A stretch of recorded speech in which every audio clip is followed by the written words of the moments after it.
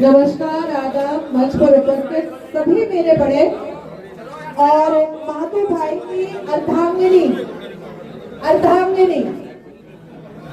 मुझे सनातन धर्म में ये शब्द बहुत पसंद है।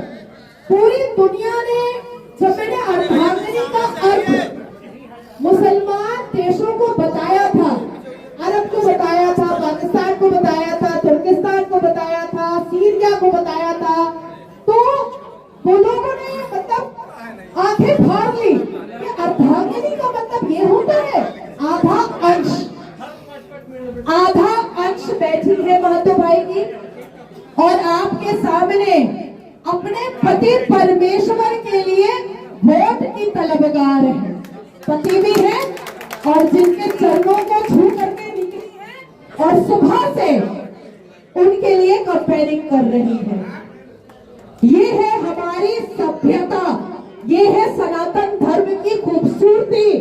ये नहीं है तलाक तलाक तलाक चल निकल, ये नहीं है। समझना पड़ेगा।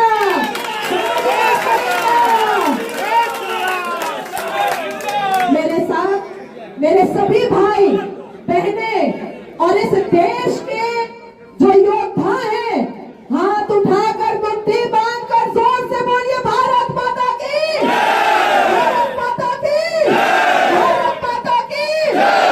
भगवान राम की खुशी में और प्राण प्रतिष्ठा में जिसको जिसको आनंद मिला, भगवान राम की में जो जो मैं हुआ, बोलिए सियावर रामचंद्र की, बोलिए सियावर रामचंद्र की, बोलिए सियावर रामचंद्र की। हिंदू हो, गर्व करना सीखो कि हिंदू हो। सनातनी हो, छाती चौड़ी कर कर कहो कि हम हिंदू हैं और इस मातृभूमि के पुत्र और पुत्री हैं। ये गर्व करना होगा और आंखों में आंखें डालकर इस और शरिया कानून को बदलाने वाले और समझाने वाले और बीज बोने वाले कांग्रेसियों को बताना पड़ेगा कि ये भगवान राम की धरती है बच्चे, ये बाबर की धरती नहीं है। और बाबर के मानने वाले चले जाओ अफगानिस्तान और टिकट टू पाकिस्तान, ये धरती तुम्हारे काबिल नहीं है।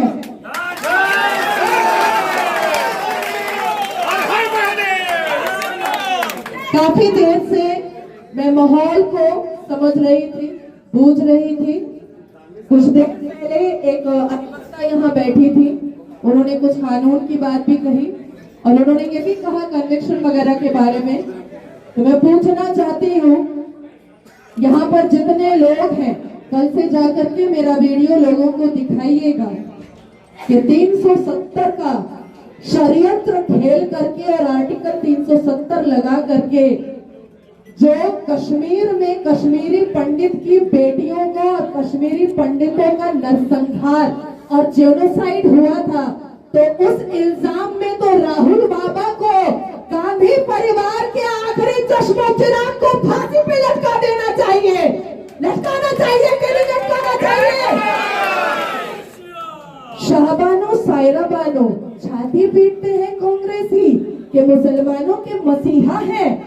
जाली टोपी पहन करके चला जाता है अजमेर शरीफ चादर चढ़ाने के लिए राहुल बाबा, बेशरम। अरे जब शाहबानो और सायरा बानो रो रही थी और कह रही थी कि 3 तलाक बंद करो, तो क्या कुंभकर्ण की नींद सो रहे थे? तब राजीव गांधी को याद नहीं आया कि मुसलमान बेटियां अपने लिए इंसाफ मांग रही है? अरे बेशर्मो, कांग्रेस के दल्लो, जितनी भी न्यूज है, जितने लोग रिकॉर्ड कर रहे हैं, कल चला दीजिए और कहना झारखंड की पुलिस को ये आई थी भारत की पुत्री और तुम्हारी आंखों में आंखें डाल कर गई है कि कांग्रेस की दलाली करोगे तो वही हाल करेंगे जो ममता बनर्जी की सरकार का नाजिया कर रही है, वही हाल करेंगे।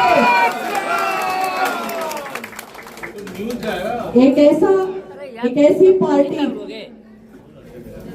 कांग्रेस, परिवारवाद, सही कहा, बहुत लोगों ने कहा परिवारवाद, लेकिन कितनी बड़ी चोर पार्टी है, कितनी बड़ी डकैत पार्टी है। सारे धर्मों को एक दूसरे से लड़ा करके इस देश में अपनी कुर्सी जमाए रखने के लिए कभी हिंदू मुसलमान को एक नहीं होने दिया। अरे इंदिरा गांधी जी के पोते साहब, ये तो बताओ कि जिस परिवार ने भारत को तोड़ा, जिस परिवार ने अखंड भारत के टुकड़े किए, वही परिवार का आखिरी चश्मोचनार लेकर निकला था भारत जोड़ो यात्रा।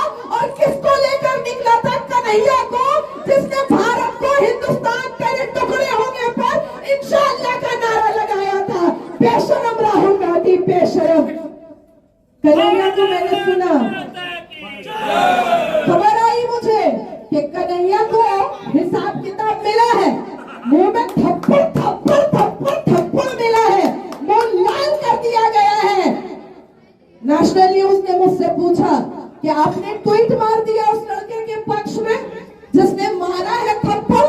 मैंने कहा पहली बार तो भारत भूमि पर, इस मातृभूमि पर ये सनातनी योद्धा जागे हैं और ईद का जवाब पत्थर से दे रहे हैं। जो भारत का नहीं वो हमारा नहीं, जो इस भूमि का नहीं वो हमारा नहीं, और जो हमारा नहीं तो वोट कहेगा। तेरे अम्मा के इटली से आया है या बाप की जागीर है भारत। 2014 में लोकसभा इलेक्शन से पहले इटली की फिरंगी अंग्रेजन, जिसको आज तक हिंदी बोलना नहीं आता, आज तक नहीं, और राहुल बाबा ने 123 बड़ी प्रॉपर्टी वक्फ बोर्ड को दे दी।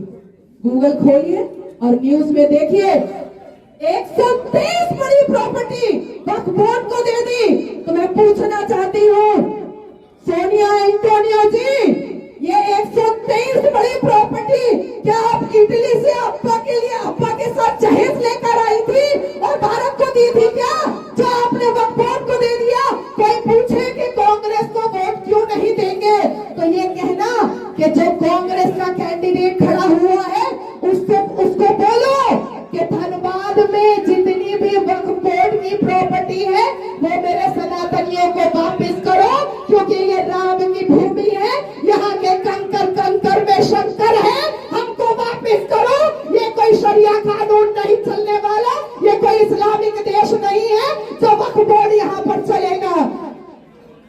बाबर के कब्रिस्तान में फूल चढ़ाने वाले कांग्रेसी, अजमेर शरीफ में चादर चढ़ाने वाले कांग्रेसी, वक्फ बोर्ड ऑर्गेनाइजेशन खोलने वाले कांग्रेसी, देश के संसाधनों पर पहला हक मुसलमानों को देने वाले कांग्रेसी, यासीन मलिक जैसे जिहादी और आतंकी के साथ बैठ करके खाना खाने वाले कांग्रेसी, अजमल कसब जैसे आतंकी के ऊपर देश के खजाने का 30 करोड़ रुपए खर्च करने वाले कांग्रेसी आज हमारे जैसे लोगों के आंखों में आंखें डालकर कहते हैं कि तुमको वोट क्यों देंगे।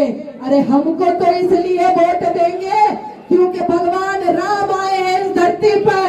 हमको तो वोट इसलिए देंगे क्योंकि डिफेंस हमारा चौथे पोजीशन पर है। हमको तो वोट इसलिए देंगे क्योंकि इकोनॉमी हमारी तीसरे नंबर पर है। हमको तो वोट इसलिए देंगे क्योंकि पीओके अब हमारा होने वाला है। हमको तो वोट इसलिए देंगे क्योंकि आर्टिकल 370 भी हटा। हमको तो वोट इसलिए देंगे क्योंकि जितनी योजनाएं इस भारत में देश के प्रधानमंत्री मोदी जी ने लाया, किसी के बाप की ताकत नहीं थी इन योजनाओं को लाने की और घर घर पहुंचाने की।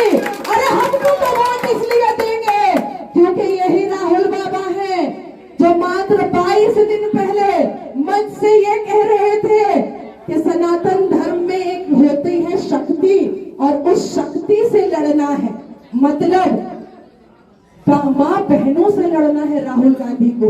अरे नामर्द हो क्या? मर्दों से लड़ने की ताकत नहीं है क्या? जो माँ बहनों के खिलाफ खड़े हो गए राहुल बाबा। अरे बहन को लेकर के चुम्मा चाटी तो करते ही रहते हो, अब माँ बहनों से लड़ोगे। हमारे सनातन धर्म में माँ बहन पूजनीय होती है, माँ बहन श्रद्धा का विश्वास होती है, माँ बहन के चरणों पर फूल चढ़ाया जाता है, माँ बहन को झुकी हुई नजरों से देखा जाता है, माँ बहन के पैर धो करके कई पूजा किए जाते हैं। और आज जो मेरी बहन यहाँ पर बैठी है, उनको देखिए, ये है शिव शक्ति का पहला रूप, ये है शिव शक्ति। कैसे लड़ेगा कांग्रेसी राहुल बाबा और यहाँ का कैंडिडेट? बाप की ताकत नहीं है, बाप की ताकत नहीं है। मैं यहाँ पर चेतावनी देकर जाती हूँ कांग्रेस के सारे दलों को कि जितने सवाल मैंने उठाए हैं, उन सवालों का जवाब अगर कांग्रेस के राहुल बाबा के उनके अंदर जरा सा भी अगर जवाब होगा और हिम्मत होगी तो मेरे साथ बैठ करके कन्फ्रंटेशन करे, मेरे साथ खड़ा होकर के कोर्ट तलाब करे। नहीं कर पाएगा, इतनी ताकत ही नहीं है। मैं अंत में सिर्फ इतना ही कहूंगी, मेरी मुसलमान बेटियों, जहां तक मेरी आवाज जा रही है, याद रखना ये भारत के प्रधानमंत्री मोदी जी हैं जिन्होंने आपको 3 तलाक जैसे जुर्म से, 3 तलाक जैसी बदतमीजी से, 3 तलाक जैसी अश्लीलता से, 3 तलाक जैसी बेहूदगी से आपको बाहर निकाला और आपको इज्जत दिया है। ये यही भारत के प्रधानमंत्री है जो हलालानी का मसला और तलाक जैसी चीजें बंद कर रहे हैं। यही भारत के प्रधानमंत्री है जो ईदी योजना दे रहे हैं। यही भारत के प्रधानमंत्री है जो मुसलमानों को सीखो और कमाओ योजना दे रहे हैं। यही भारत के प्रधानमंत्री है जिन्होंने मुसलमानों को कारीगर योजना दिया। यही भारत के प्रधानमंत्री है जिन्होंने मुसलमान बेटियों को स्कॉलरशिप दिया। और यही भारत के प्रधानमंत्री है जिन्होंने 33% वोमेन रिजर्वेशन बिल पास करवाया और हम बेटियों को कहा कि तुम शिव शक्ति हो। बेटियां जब पढ़ती हैं तो एक परिवार नहीं, 2 परिवार पढ़ता है। और मुसलमान बेटियां जाकर कहना अपने दोस्तों से, अपने स्कूल और कॉलेज और यूनिवर्सिटी में कि यही भारत के प्रधानमंत्री हैं जिन्होंने 76 साल में पहली बार कहा कि मुसलमानों अपने एक हाथ में कुरान और दूसरे हाथ में कंप्यूटर ले लो। लेकिन भारत का वो मुसलमान युवा जो फरके आजम और जाहिले आजम को फॉलो करते करते पीछे जाता है, वो नहीं सुधरने वाला, वो नहीं सुधरेगा, क्योंकि वो श्रद्धा की बोटियां करना चाहता है, वो साक्षी का बलात्कार करना चाहता है, वो सूजन जॉर्डन का बलात्कार करना चाहता है। लेकिन मेरी बेटियां, मुसलमान बेटियां, वो पढ़ना चाहती हैं, वो पढ़ना चाहती हैं, वो कुछ